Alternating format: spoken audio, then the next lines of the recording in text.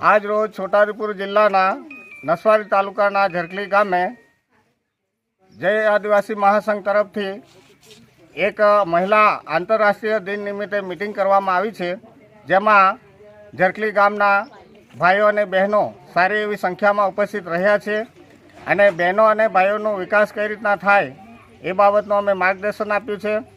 અને અત્યારે અમે શ્રી આદિવાસી બેંકનું પણ સ્થાપના કરેલી છે, જેમાં બહેનો પણ જોડાય અને બહેનો બચત કરતા થાય અને બહેનોનો પણ વિકાસ થાય અને બહેનો આગળ આવીને બોલતા થાય અને એમનું પરિવારનું પણ આગળનું સંચાલન સારી રીતના ચાલે એવું અમે માર્ગદર્શન આપ્યું છે.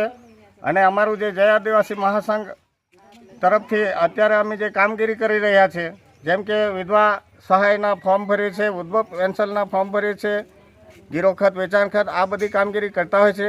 જે બાબતે પણ અમે આ ઝરખલી ગામના ભાઈઓ અને બહેનોને માર્ગદર્શન આપ્યું છે, જેથી કરીને આ ભાઈઓ અને બહેનોનો વિકાસ થાય એ જ અમારી આશા છે.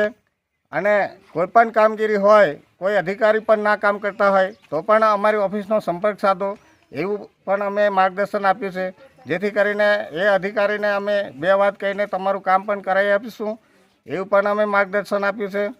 અને અમારા આદિવાસી ભાઈનો વિકાસ થાય એ જ અમારું ધ્યેય છે. મારું નામ ભીલ અરવિંદભાઈ વિઠ્ઠલભાઈ, જય આદિવાસી મહાસંઘના પ્રમુખ. જય આદિવાસી.